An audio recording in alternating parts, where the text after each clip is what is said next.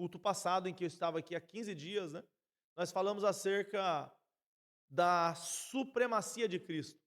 E este é o tema central dessa carta. A supremacia de Cristo. Jesus é superior. Lembrando um pouquinho, né, do contexto histórico que nós estamos passando aqui nesse episódio mais pontual. Nós estávamos vendo e aprendemos isso aqui nessas aulas passadas que tivemos, nesses cultos de ensino. Nós aprendemos que o povo aqui estava retornando a práticas judaizantes. Tudo isso porque eles estavam sendo perseguidos, o povo começa a ficar disperso, eles estavam fugindo da perseguição que dentro do próprio povo judeu tinha sido instaurado. E nesse momento, através dessa dispersão, o povo vai começar a retornar e regressar na fé. De repente, Jesus Cristo não é mais o supremo Senhor da igreja. Como assim, pastor? Eles começam a tratar Jesus como se fosse uma cereja do bolo. É só um detalhe que torna tudo bonito. E a gente sabe que não é assim. Jesus Cristo é a coluna dorsal do Evangelho e a única coluna que sustenta a nossa fé. Foi pelo nome de Jesus que homens deram as suas vidas por nós nas arenas. Foi pelo nome de Jesus, pela vida de Jesus, que pessoas perderam a cabeça, derramaram o seu sangue. E se fosse por qualquer homem dessa terra, eu não estaria aqui. Pastor José Araújo não estaria ali no Peru, sendo pastor ali, pastoreando, se fosse um homem que tivesse chamado. Mas nós estamos aqui por quê? Porque foi Jesus que nos chamou. Nós respeitamos os nossos líderes, nós admiramos os nossos líderes, nós oramos aos nossos líderes para que sejam cada vez mais abençoados, são instrumentos de Deus para abençoar nossas vidas. Mas não é os nossos líderes que é a coluna da igreja. A coluna da igreja é Jesus Cristo. Infelizmente essas pessoas, porque Jesus não havia retornado, a esperança delas então começa a fraquejar, elas estão sendo perseguidas, então elas começam a beber de novo na fonte judaizante. Pastor, qual é a importância de a gente pregar sobre a supremacia de Cristo no nosso tempo? É simples, basta você abrir o seu smartphone e passar alguns dedos aí os rios, nós que somos evangélicos, vamos ver uma série de mensagens e muitas delas contendo mensagens com heresia. De repente, você pode servir a Jesus, mas você tem que guardar o sábado, ou você tem que servir uma dieta judaica, ou, principalmente agora, nesse tempo, nós estamos vendo uma crescente do judaísmo messiânico, alguma coisa que prega que você tem que seguir as leis judaicas, mas você também pode servir a Jesus, e meio que um sincretismo judaico-cristão, e essas coisas chamam a atenção do povo. Amém? Chama a atenção do povo. Mas nós estamos aqui para declarar e para dizer e para levantar a bandeira do Evangelho, que é Cristo.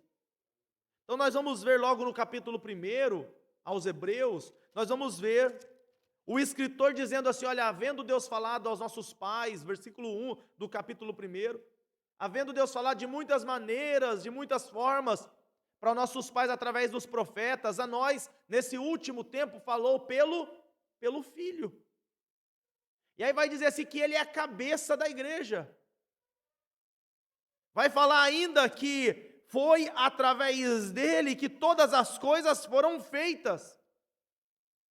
Vai dizer que ele está sentado à destra da majestade, nas alturas, o versículo 3. Então o escritor quer colocar Jesus no coração dos irmãos, que os irmãos estavam tirando a centralidade de Cristo na vida deles. Amém, meus irmãos? Então vem o escritor dizendo assim, olha, lá atrás a mensagem foi anunciada através dos profetas, mas a nós tivemos o privilégio de ouvir a palavra pelo Filho. Irmãos, quando nós pregamos a palavra aqui, e quando nós abrimos a palavra do Senhor no Novo Testamento, nós vemos, por exemplo, o próprio Cristo falando na palavra. Bem-aventurados que choram, porque eles serão consolados. Não foi Pedro que falou isso, não foi Tiago, Não foi Moisés, não foi Davi que escreveu.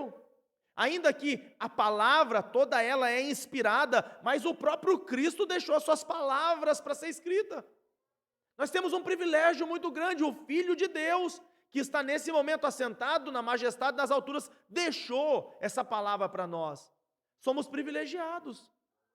Somos muito privilegiados. Amém? Então o texto vai dizer que ele é superior aos anjos. E aí o capítulo 1 vai dizer assim, a qual dos anjos? Deus disse, assenta à minha direita, até que eu coloque os teus inimigos por estrado dos teus pés. A qual dos anjos, que anjo recebeu essa honra? A Bíblia fala que quanto aos anjos, o próprio Deus encontra defeito neles. Mas no Filho de Deus, o que ele diz? Tu és sacerdote eterno da ordem de Melquisedeque, aleluia. O nosso Jesus é superior, é suficiente.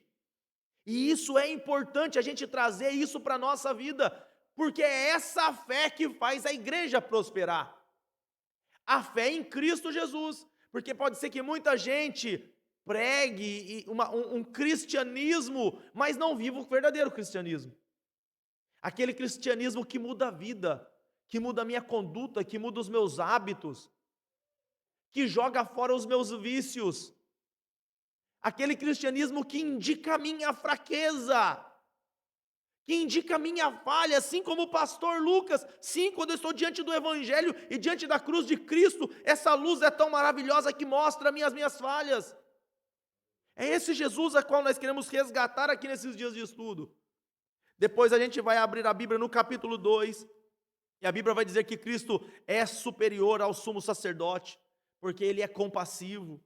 A Bíblia vai falar no capítulo 3 que Jesus Cristo é superior a Moisés. E aí ele vai dizer assim, o escritor no capítulo 3 vai nos lembrar e vai falar assim, Moisés é considerado o mordomo da casa, mas muito mais honra que o mordomo tem o filho do dono. Aleluia! E Jesus não é mordomo da casa de Deus, irmão. Jesus, ele é o dono. E no final do capítulo 3, o escritor vai dizer assim, e essa casa somos nós. Então quem é dono da nossa vida, irmãos? É Cristo. Jesus é o dono da nossa vida. Por isso que a gente tem que sempre se perguntar, nascemos de novo? Recebemos Jesus de fato no nosso coração? Nascemos de novo? É uma pergunta que não quer calar. Por quê? Porque se Jesus assentou no trono do meu coração, significa que ele agora é o meu dono. E ele não divide a sua glória com ninguém. Aonde Jesus Cristo domina, irmãos, ele não cede o seu poderio para ninguém. Pode ser que a gente pegue Jesus e, de uma maneira às vezes assim tangencial, a gente confesse Cristo. Mas Cristo é o centro das suas vontades. Cristo é o centro das suas emoções. Cristo é quem governa os seus pensamentos. Cristo é quem governa a sua língua. Cristo é quem governa as suas ações. Aonde Cristo chega, ele domina. Então o texto vai nos dizer que Cristo é maior do que Moisés. Não apenas isso, mas quando introduzimos o capítulo de número 4, nós falamos aqui que Cristo é maior do que Josué. Amém, meus irmãos? Por que Cristo é maior que Josué? Os irmãos se recordam? Porque Josué introduziu o povo de Deus em um descanso terreno. Nós falamos isso aqui. Existia uma promessa. A promessa era de que o povo herdaria uma terra que mana leite e mel. Ou seja, existia uma palavra de Deus para o povo. E nós vimos aqui através das Escrituras que o povo foi rebelde, na verdade, quando mandou os espias. Depois nós lemos o livro de Números, nós vamos ver que o Senhor Deus não se agradou dos espias. Mas em Deuteronômio o texto vai dizer que Deus permitiu que Moisés enviasse. Irmãos, a terra era boa ou não era? Precisava de espia para sondar a terra. Eles chegam diante do rio, não havia passado 40 anos. Eles tinham acabado de chegar, a viagem tinha sido até curta em vista de 40 anos. Mas quando eles chegam ali, sabe o que eles fazem? Tentaram ao Senhor. Vamos mandar espias, e quando chega ali, o cacho de uva era enorme, a terra era boa, mas quando eles retornam falando o quê? A terra é terra de gigante, os anaquins moram aqui. Os filhos de Anak moram na terra. Nós vamos ser como pão para eles. A nossa alma se desfalece. Só Josué e Calebe vão dizer: não, se o Senhor se agradar de nós, se o Senhor for o centro da nossa vida e se agradar de nós, a gente vai avançar, vai ganhar, a gente vai ter essa terra, vai tomar essa terra por herança. Os irmãos lembram disso? Só que quando Josué introduz aquele povo ali naquele descanso, o texto nos informa que o descanso foi passageiro. Dentro daquela terra existiam inimigos. Dentro daquela terra existia terra para conquistar. Então logo o escritor vai nos mostrar através do livro de Salmos que está escrito que resta ainda um outro descanso. E nós falamos aqui que por isso Jesus Cristo é maior que Josué. Porque Josué veio dar um descanso temporal, um descanso para aquele povo, para aquele tempo, que apontava para Cristo. E vamos falar aqui de tipologia. Josué, na verdade, é o mesmo nome que Jesus. Jeová é a salvação. E Jesus nos oferece esse descanso. Amém, meus irmãos? Pode levar ele para a Gislaine, por gentileza? Jesus é esse descanso. Amém, meus irmãos? E Jesus nos dá o verdadeiro descanso. O nosso descanso não é aqui. Amém, meus irmãos?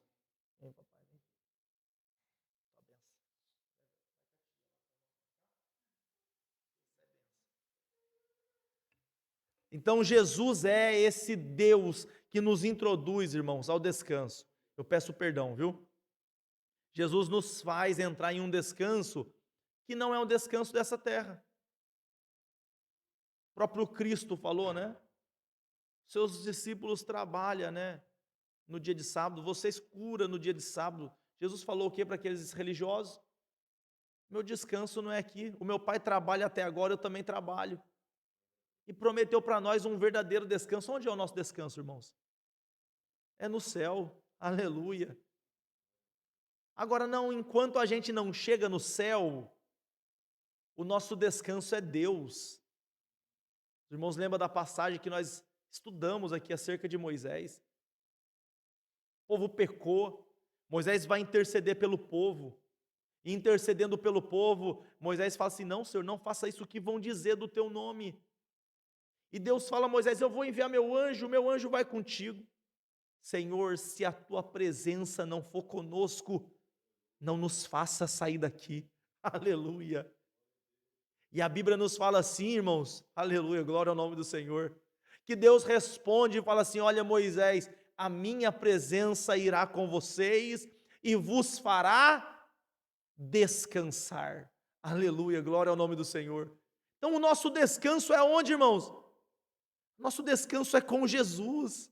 Por isso João 14 ele diz: não se turbe o coração, não fique perturbado, creia em Deus, creia também em mim, eu tenho uma casa para vocês. Se não fosse assim, eu não teria dito, porque eu vou ir preparar um lugar.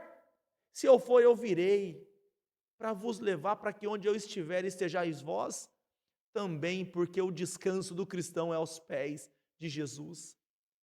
Existe um descanso preparado para nós, irmãos. Existe um descanso preparado para nós. O descanso nosso é o local aonde também Cristo está assentado. É juntinho de Cristo. Por enquanto aqui nessa terra, irmãos, nós temos o Santo Consolador, a terceira pessoa da Trindade, Deus na mesma substância que Deus Pai, Deus Filho.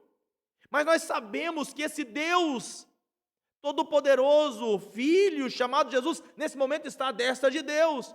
E Ele prometeu que nós estaríamos junto dEle. Amém? Então o nosso descanso é do lado de Jesus. Resta ainda um descanso para nós. E nós sabemos que na glorificação dos nossos corpos, quando nós experimentarmos a ausência total do pecado, quando nós experimentarmos a graça plena de Deus na nossa vida, nós gozaremos desse descanso maravilhoso. Então Cristo é maior que Moisés, Cristo é maior que Josué, Cristo é maior que os anjos, Cristo é maior que a lei, aleluia, Cristo é maior e é suficiente. Depois de ver acerca disso, o texto vai nos informar. No versículo 14, a qual nós faremos menção nessa noite, o texto vai nos informar assim: olha, visto que temos um grande sumo sacerdote, Jesus Cristo, Filho de Deus, que penetrou nos céus, retenhamos firmemente a nossa confissão. O que os irmãos estavam fazendo, irmãos? Abandonando a fé, retornando para o judaísmo. Aí o escritor fala assim: olha, eu já mostrei para vocês que Cristo é maior do que a lei. Eu já mostrei que Cristo é maior do que os anjos. Eu já mostrei que Cristo é superior aos profetas. Eu mostrei que Cristo é superior do que Moisés. Eu já mostrei para vocês que Cristo é superior que Josué. Eu já mostrei para vocês que Cristo dá e promete um descanso eterno. Mas não apenas isso, Cristo também é um maior sumo sacerdote. Então, se Ele é supremo, retenhamos com confiança a nossa confissão. Quando o escritor fala assim, ó, retenhamos com confiança a nossa confissão, o escritor está trazendo à memória do povo os primeiros dias da caminhada da fé. Eu não sei quantos anos os irmãos têm de cristão. Pode ser que a gente tenha aqui irmãos de 20 anos. Pode ser que a gente tenha irmãos de 1 ano, irmãos de 2 anos. Pode ser que tenha irmãos que vão assistir o vídeo que estão aí há 30 anos, mas também pode ser aquele que tenha aceitado Jesus há 2 semanas. Que o escritor quer trazer a memória nossa aqui, olha, retenha. Reter, irmãos, a palavra reter tem a ideia de não deixar vazar nos vãos dos dedos. Mantenha a porção plena, aleluia, da sua confissão em nome de Jesus. Olha um pouquinho o passado, os tempos da graça, em que você recebeu a Jesus no seu coração, aqueles primeiros dias da fé. A alegria da salvação, o desejo de falar do amor de Jesus para todo mundo, de sair gritando, assim como Paulo quando se converte no caminho, aleluia. Vontade de contar para todo mundo acerca da graça. Retenhamos a confissão em Cristo Jesus. Não é tempo de retornar. Não é tempo da gente cair na graça. Não é tempo da gente dar um passo atrás, não. Existe uma promessa para nós. A palavra de Deus é viva, é eficaz, ela ainda está de pé, aleluia. Existe um descanso eterno para a igreja. O batismo com o Espírito Santo está disponível para a igreja. Existe um dom da cura que está disponível para a igreja. Temos o recurso da oração disponível para a igreja. Temos o jejum disponível para a igreja. Temos a graça de Deus disponível para a igreja. Temos os dons do Espírito Santo para a igreja. Aleluia, retenhamos a nossa confissão em nome de Jesus. Poxa, mas a igreja agora está moderna, agora a igreja está diferenciada, mas os dons ainda estão de pé. A graça é a mesma, a porta é a mesma, o caminho continua estreito, glória ao nome do Senhor. Existe um caminho a trilhar, retenhamos com confissão. Sabe por quê que nós devemos reter com confissão? Reter a nossa confissão? Porque o nosso sumo sacerdote penetrou, o que diz o texto? Penetrou nos céus, está sentado à destra de Deus. O que isso significa, pastor? Aleluia, Ele é o mesmo ontem, hoje e eternamente.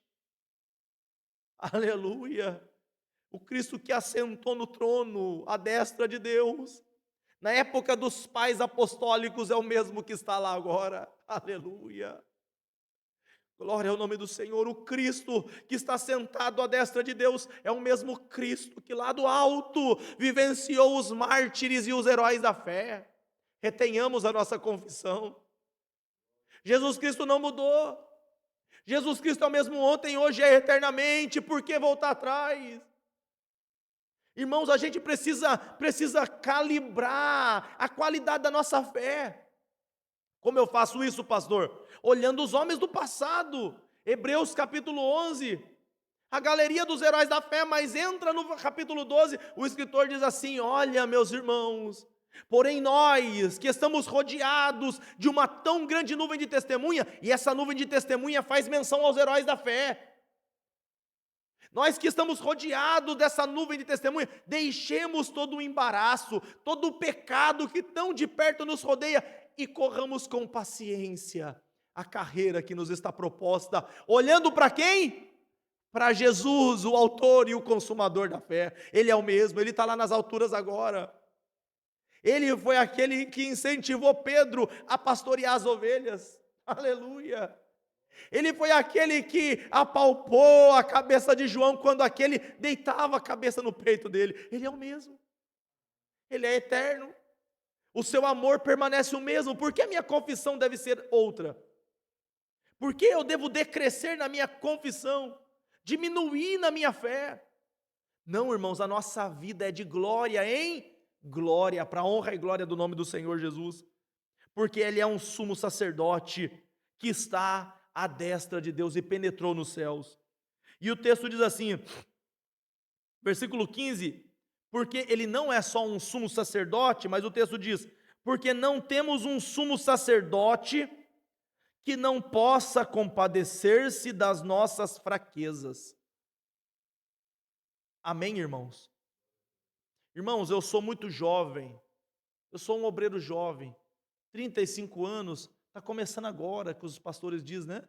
Está começando um obreiro jovem. Eu não vi muita coisa, irmãos. Mas eu posso dizer para os irmãos que eu já vi muitas vezes, amigos meus, que estão há anos no ministério, sendo abandonado pelos seus líderes. E às vezes ligando para mim, não no nosso ministério, Misericórdia, pastor Edenilson, tem nos assistido em tudo. Mas eu falo assim, a gente conhece muita gente, e de repente alguém liga em choros para nós, pastores com experiência. O pastor Lucas aqui está assim, infelizmente não temos vivido aqui uma assistência, estou passando por essa dificuldade, quando não pedindo uma ajuda. Irmãos, quem aqui, eu tive uma vida na igreja, né? Quem aqui nunca viveu ou vivenciou uma desilusão com um pastor? Esperava que o pastor fosse agir de uma forma e acabou agindo de outra, e você julgava que você estava certo naquela situação e que você seria ser assistido, e pode ser que você deveria de fato ser assistido, mas infelizmente os líderes falharam, não? Quantos casos dele acontecem hoje? E irmãos, nós somos homens, por mais que tentemos atender toda a igreja, assistir toda a igreja, pode ser que alguém em nosso meio vai falar assim, mas o pastor Lucas não veio, o pastor Lucas não liga para a minha situação, o pastor Lucas não se compadece, olha aqui, olha ali, sabe, essas coisas acontecem, irmãos, porque a igreja de Cristo é assim, e nós somos homens falhos, e de igual modo o sumo sacerdote da época também era falho. No entanto, antes de adentrar no santo lugar, nós sabemos disso, que tinha a pia de bronze, e ele devia primeiro se lavar. E não apenas isso, ele primeiro apresentava a oferta pelos seus pecados, e depois apresentava a oferta pelo pecado dos demais. E isso mostrava que esse também estava rodeado de fraqueza. O sumo sacerdote estava rodeado de fraqueza, aleluia, mas o meu e o seu Jesus, glória ao nome do Senhor, ele não teve pecado nessa terra, ele é santo, ele é poderoso, ele é digno de honra, de glória, de todo louvor, não teve pecado. E quando a gente fala que Cristo não teve pecado, a gente está falando de um homem de 33 anos, a gente está falando de um ser humano que viveu 33 anos nessa terra, aleluia, sem pecado, glória ao nome do Senhor, sem pecado, glória ao nome do Senhor. Jesus Cristo viveu aqui sem pecado, irmãos. Isso é fantástico, isso é maravilhoso. Esse é o meu e o seu sumo sacerdote, que experimentou, era 100% homem, 100% Deus, mas não conheceu o pecado. Um sumo sacerdote, e o texto nos diz assim, nós devemos nos alegrar, porque nós não temos um sumo sacerdote que não se compadece de nós. Irmãos, pode ser que o líder às vezes esqueça e não se compadeça. Pode ser que às vezes o líder não se compadeça. Isso acontece na igreja, porque somos rodeados de fraqueza. Mas escuta, o meu e o seu Jesus, ele não esquece de ninguém, não, aleluia. E a prova disso é o que ele tem feito na nossa vida. Se eu fosse esperar de seres humanos, irmãos, a nossa esperança estava eu já tinha abandonado. As coisas já tinham, não, misericórdia, não espero de seres humanos. Sabe de quem eu espero? É do meu sumo sacerdote lá do céu. Por isso que nós temos que olhar para Jesus, o autor e consumador da fé. Porque é Ele o supremo Senhor da igreja, e o texto vai nos dizer que Ele é o sumo sacerdote da igreja, que está nesse momento à destra de Deus. E Ele pode se compadecer das nossas fraquezas. Amém? Às vezes na vida cristã, nós queremos ser conhecidos por nossas vitórias. Amém? Queremos ser conhecidos por nossas vitórias. E não nos importamos, aleluia, com a necessidade de expor as nossas fraquezas. De expor quem somos no particular. De expor ao papai do céu quem é o pastor Lucas, quando ninguém vê, quando ninguém está observando, mas Cristo te conhece e sabe quem tu é, aleluia. Aos olhos dele tudo está claro, tudo está muito normal, está simples. Deus sabe o que está acontecendo. Não conseguimos esconder de Deus nada, não conseguimos, mas Ele se compadece das nossas fraquezas. Amém? E o texto diz assim: cheguemos, pois, com confiança ao trono da graça. Amém, meus irmãos? Para que possamos alcançar misericórdia e graça em tempo oportuno. Aleluia. Cheguemos, pois, com confiança ao trono da graça, para que possamos alcançar misericórdia e achar graça, a fim de sermos ajudados em tempo oportuno. Meus irmãos, o texto diz que Jesus em tudo foi tentado. Queria refletir um pouco com os irmãos acerca disso. Em tudo ele foi tentado. Existe uma passagem bíblica que me salta aos olhos, que é a passagem bíblica em que Cristo é glorificado, já foi? Tinha sido ressuscitado já, havia ressuscitado, e ele aparece aos discípulos. Os irmãos sabem que um deles não tinha certeza se ele era de fato o Cristo. O nome dele era Tomé. Amém? Tomé vai dizer para Cristo assim: ô Jesus, se o Senhor é mesmo, deixa eu ver as feridas. Os irmãos lembram disso? E nesse momento, Jesus Cristo faz assim: toca então na ferida. Ele mostra as feridas, de Tomé toca na ferida. Aleluia. Glória ao nome do Senhor. O que Jesus estava querendo comunicar com Tomé? Ô Tomé, as marcas do meu sofrimento ainda estão em mim. A marca do meu amor pela igreja ainda está em mim. Agora, irmãos, a gente não faz caso de abrir os olhos e pensar um pouco acerca disso.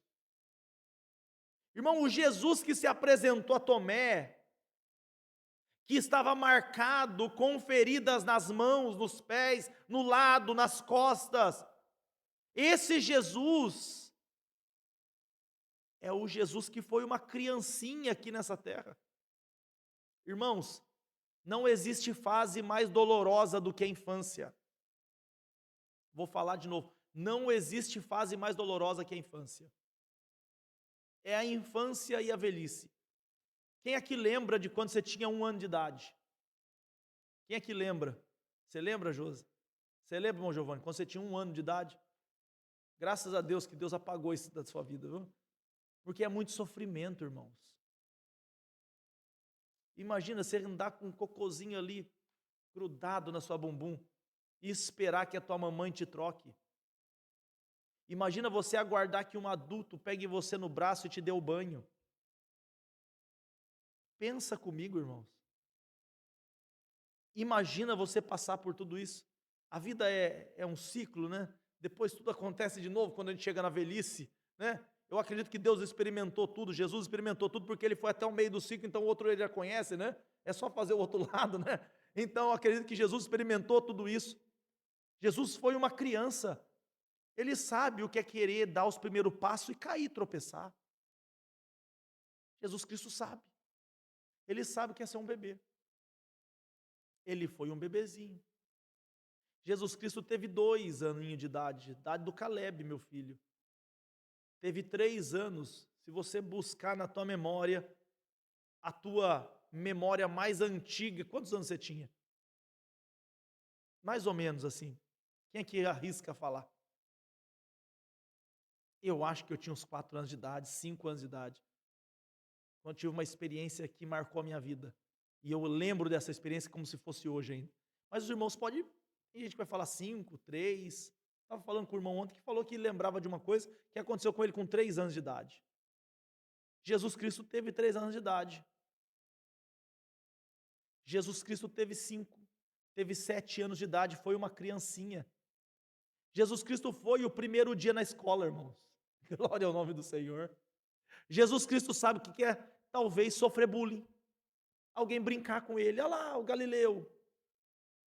E brincaram, né? Poderia vir alguma coisa boa daquela região. Quem que é esse camarada? Não está os irmãos dele aqui com a gente? E o texto de Isaías 53 diz que ele não tinha parecer nem formosura, e olhando para ele, nenhuma beleza havíamos que o desejássemos, era desprezado e o mais indigno entre os homens. Pensa você o sofrimento que Jesus passou. Jesus Cristo foi um adolescente que aprendeu a profissão com o pai.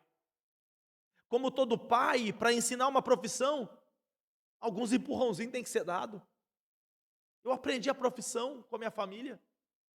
Você não aprende a profissão assim, vem aqui, amorzinho, não. Às vezes o pai te ajeita no jeito, não, rapaz, é aqui, ó. Assim que você tem que fazer, ó. E Jesus Cristo sabe o que é passar por isso, irmãos. Ele teve 15 anos.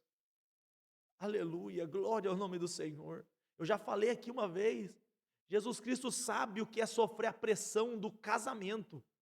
Alguém falou, com certeza você não vai casar, não? Olha as mocinhas aí, rapaz. Esse Jesus não sei não, viu? Ele até vai nos casamentos, mas ele mesmo não casa. O que será que vai ser desse camarada? Irmão, você acha que Jesus nunca ouviu isso? Esse aí, agora diz que vai ser o ministro aí, ó. Diz que vai ser o Cristo aí agora, ó. Mas não quer trabalhar. Vai viver da itinerância. Irmãos, nós vemos Jesus Cristo sofrendo muitos ataques na sua vida como homem. Por isso, Jesus Cristo sabe o que você está passando. Aleluia.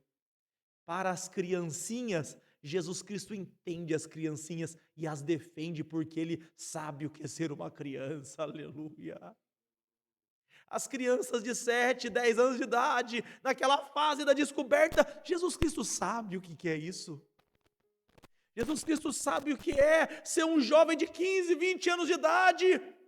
As incertezas do futuro, o que eu vou fazer, o que vai ser, o que vai acontecer. Jesus Cristo sabe. Ele era homem como eu e como você. Jesus Cristo sabe o que é ter 30 anos de idade. Aleluia. Jesus Cristo sabe o que é escolher o ministério e viver pela fé. Aleluia. Jesus Cristo sabe o que é viver na dependência da oferta, talvez, de alguém. Aleluia. Jesus Cristo sabe. Jesus Cristo sabe, meus irmãos, o que é viver nessa terra. Obrigado, meu irmão. Aí eu pergunto para os irmãos: temos confiado nesse Jesus? E quando acontece alguma situação difícil na nossa vida, e quando vem alguma tempestade que se levanta, uma calúnia, uma situação difícil, a gente fala para todo mundo, mas não vai falar para aquele que caminhou aqui nessa terra sem pecado, mas que tem as marcas na sua vida, da mesma forma que ele tem cicatrizes no corpo, Jesus também tem cicatrizes na alma, meus irmãos. Jesus Cristo sabe o que é passar, talvez o trauma que você passa, o trauma que você enfrenta. Glória ao nome do Senhor. Jesus Cristo sabe. E a boa notícia para nós hoje é: nós não temos um sumo sacerdote que não possa se compadecer da nossa fraqueza. Portanto, nos acheguemos com confiança ao trono da graça. Amém, irmãos? Ao trono da graça, glória ao nome do Senhor. Existe um local, irmãos, onde a graça dele é aplicada em abundância. Glória ao nome do Senhor. Há pouco tempo eu li o livro do Timothy Keller, Deus Pródigo, e basicamente esse livro nos falava e nos ensina que a parábola, a epígrafe da parábola não é inspirada. A epígrafe diz a parábola do filho pródigo, mas o escritor diz, na verdade, o pródigo dessa família não é o filho, mas o pródigo dessa família é o pai, que gasta deliberadamente o teu amor, que não fez atenção à sua metade da herança, que foi desperdiçada, mas que está pronto para receber, para colocar anel no dedo, para colocar a melhor roupa. Glória ao nome do Senhor. É trono da graça, é o trono da graça que está disponível para mim e para você. Cristo é superior, sabe por quê? Porque Buda não está no trono da graça nesse momento, Maomé não está no trono da graça nesse momento. Os homens do passado que se dizem deuses morreu, mas Cristo está vivo, assentado ao trono da graça, e graça é favor imerecido. É favor imerecido. É favor imerecido porque ele se compadece. A palavra compadecer significa viver a mesma dor, padecer junto, aleluia. Jesus Cristo padeceu junto conosco, irmãos. Glória, cheguemos a esse trono. Esse é o trono da graça, é o trono que a gente se achega, não diante de um rei que vai nos punir, que vai nos destruir, que vai aplicar um castigo, não, mas é um trono daquele que a gente se aproxima e ele olha e fala assim: eu comunico contigo das dores, porque eu sei o que você passa, eu sei o que você enfrenta, eu sei o que você está passando nesse momento. Acheguemos com confiança, Cristo está sentado nesse trono. Por muitas vezes eu falo isso, o pecado na nossa vida é acidente, não é o estilo de vida, mas às vezes tropeçamos, fracassamos em algumas situações. Nos acheguemos ao trono da graça, existe graça de Deus liberada para a nossa vida nessa noite, glória ao nome do Senhor. Acheguemos, pois, com confiança ao trono da graça, para que possamos alcançar misericórdia e achar graça. Irmãos, qual que é a diferença de graça e misericórdia? Graça é favor imerecido, ou seja, é quando Deus me dá aquilo que eu não mereço. Isso é graça, favor imerecido. Eu não merecia estar aqui, mas Cristo me colocou aqui com os irmãos. Eu merecia o inferno, mas Cristo me colocou aqui, me deu uma família, me lavou com o seu sangue, me resgatou. Isso é graça, graça de Deus. E misericórdia? Misericórdia é quando Ele não dá aquilo que eu mereço. Eu merecia o castigo eterno, a punição, mas Ele olha e fala assim: misericórdia. Ele reconhece a misereza do coração, aleluia, e Ele fala assim: não dá o castigo do inferno para ele, não. Pelo sangue de Cristo eu tenho o céu para ele, aleluia. Quando nós chegamos a esse trono da graça, existe graça e misericórdia para nós, irmão.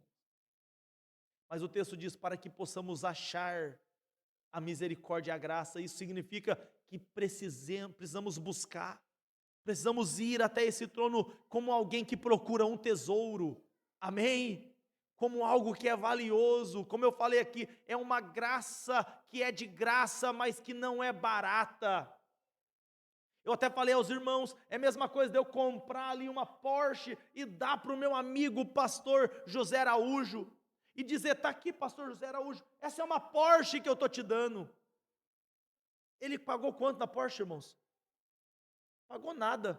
É quanto custa a Porsche? Muito dinheiro. Cristo deu de graça aquilo que custou muito para ele, irmãos. Nos acheguemos ao trono da graça. Fiquemos de pé, por gentileza. E o texto diz assim: a fim de sermos ajudados em tempo oportuno. Amém, irmãos? Em tempo oportuno. Irmãos, tempo oportuno fala de oportunidades que Deus nos dá. Eu me recordo, estava falando essa semana com uma amiga no trabalho. Eu dizia a ela e falava assim: olha, eu estudei no INPE, ali em São José dos Campos, no Parque Tecnológico, onde eu fiz a minha iniciação científica. E eu trabalhava no setor de satélites com clima espacial, uma espécie da NASA brasileira, clima espacial ali no Brasil. Eu trabalhava com correntes geomagneticamente induzidas. E na minha área de atuação, nós éramos o primeiro laboratório. E eu era um aluno de engenharia eletrônica que tinha ingressado em um dos maiores centros tecnológicos daquela região, que é o INPE. Fui fazer matéria isolada no ITA de eletromagnetismo e achava que a minha vida acadêmica estava bombando. Por eu ser o único aluno de iniciação científica do laboratório. Eles enviariam pelo programa Ciências Sem Fronteiras o aluno de iniciação científica do clima espacial, e esse aluno era eu. Então a minha orientadora falou assim: Lucas, olha, tal mês, em tal data, vai ter um fórum da academia lá na Rússia, e você vai ir. Você é o enviado para participar do programa Ciências Sem Fronteiras, você vai apresentar e vai ficar um tempo ali naquele lugar. E eu fiquei animado, eu comecei a preparar, eu tinha uma rotina de programação no computador, começamos a fazer a rotina de programação, e pega dados aqui, dados ali, estuda daqui, dali, e eu fazendo aquele projeto maravilhoso, até o dia eu não sabia, não tinha me atentado àquilo. E teria, irmãos, uma prova de inglês antes. Mas a minha orientadora achava que eu falava inglês. Ela falou assim: ó, Lucas, você estuda no INPE, você está fazendo matéria isolada no ITA, você é engenharia eletrônica. Eu achava que você falava inglês. Ela falou assim: não, Lucas, tem a prova de inglês. Eu falei: não, eu não falo. Não, mas faz a prova, vai que. E ela tinha fé ainda, coitada, né? Eu fiz a prova, irmãos, e o resultado, os irmãos já sabem qual que é. Fui reprovado. A oportunidade veio, mas eu não estava preparado. Amém? A oportunidade bateu na minha porta e eu não estava preparado. Porque essa oportunidade cobrava a minha preparação. Para eu absorver dessa oportunidade, eu tinha que estar preparado. Mas sabe qual é o lindo dessa passagem? Aleluia! Que o tempo oportuno para Cristo é qualquer momento, aleluia! Sabe por quê? Porque não depende de você. Não depende do currículo do irmão Giovanni. Não depende do currículo da irmã Islane, do pastor, do meu currículo. Não depende, sabe de quem? Do currículo de Jesus. Ele dá graciosamente àqueles que pedirem. A oportunidade, o tempo oportuno, como diz o texto, portanto, em um tempo que se chama hoje. Se hoje ouvir a voz do Senhor, não endureça o vosso coração. Então, que possamos nos apegar a essa palavra, que possamos confiar, meus irmãos, que Jesus Cristo está nesse trono da graça, sentado nesse momento, e Ele é o único nessa condição, por isso Ele é superior a todas as coisas. Amém? Que guardemos essa palavra no nosso coração, e quando chegarmos à nossa casa, dobrando o joelho antes de dormir, achegue-se a esse trono, aonde o seu Pai está sentado. Ele te entende, viu? Pode ser que seu pai, a sua mãe, o seu marido, a sua esposa, pode ser que eles não te entendam, mas Cristo te entende. Cristo entende o Caleb quando o Caleb não ora. Quando o Caleb está ali, com o olhinho aberto, Cristo sabe o que é. Cristo entende cada um de nós. Porque Ele é o Cristo que se fez homem, passou por todo o sofrimento aqui sem pecado e agora se compadece da minha e das suas fraquezas. Esse é o Jesus a qual nós servimos. Amém? Vamos orar? Senhor meu Deus, muito obrigado, Pai. Nós te louvamos, nós te agradecemos, honramos ao teu nome, ó Pai, por esta oportunidade linda e maravilhosa que o Senhor tem nos dado, ó Pai. Meu pedido a Deus é que o Senhor abençoe esses irmãos que estão aqui, os irmãos que verão na internet, Pai. Deus amado, que possamos entender, ó Deus, a sua supremacia. O Senhor é supremo, ó Pai, porque o Senhor se compadece da minha fraqueza, porque o Senhor em tudo foi tentado, porém sem pecado. Senhor Jesus Cristo, Adão pecou no jardim, o Senhor venceu no deserto, ó Pai. Senhor Jesus Cristo, Abraão omitiu a informação de que era casado com Sara, Senhor, mas o Senhor não omite os fatos diante de nós, ó Pai. Senhor, Davi caiu em adultério, Senhor, mentiu, Senhor amado, e a tua palavra nos diz, Senhor, que o Senhor, contudo, não, o Senhor não caiu. Moisés, ó Pai amado, revoltado com o pecado, quebrou as tábuas, Senhor amado, bateu 2 vezes na rocha, aquele que era o mais manso da terra, Senhor, mas o Senhor, ó Deus amado, o Senhor tem o controle dos seus instintos, o Senhor não é controlado por impulso, Senhor. Deus querido, Elias adentrou em uma caverna e achou que ele era o único daquele lugar.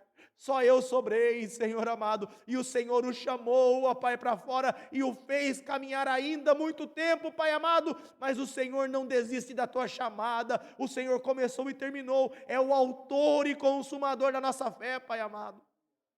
Nos faz nos achegar nessa noite a esse trono de graça, Senhor, confiantes de que o Senhor intercede por nós. O Senhor não é o Santo José, o Senhor não é o Santo Expedito, o Senhor não é nenhum desses deuses estranhos feitos por mãos de homem, ó Pai, mas o Senhor é o Todo-Poderoso, Senhor da igreja, Pai. Por isso, Senhor, abençoa a tua igreja, abençoa o teu povo, ó Pai. Dai-nos, ó Deus, uma carga de ânimo para caminharmos ainda há muito tempo, Pai, baseados não na nossa força, Pai, mas na confiança em Ti. O Senhor é o Deus que está sentado no trono do céu, o Senhor é aquele eterno poderoso que reina sobre todas as nações, ó Pai, por isso nos ajuda, Senhor, a viver a nossa chamada, Senhor, confiando em Ti e retendo a confissão da nossa fé, é o que te pedimos e te agradecemos, para a honra e glória do Teu nome, Senhor, amém e amém, amém meus irmãos. Irmãos, façam assim com as suas mãos. Amanhã nós temos sábado nós temos Santa Ceia aqui na igreja. Amém? Faça assim, que o amor de Deus Pai, a graça do nosso Senhor e Salvador Jesus Cristo, a comunhão e a consolação do Espírito Santo, seja com todos aqueles que amam e aguardam a vinda do Senhor. Todos digam comigo em uma só voz, amém. Está terminado, irmãos. Deus abençoe. Amém?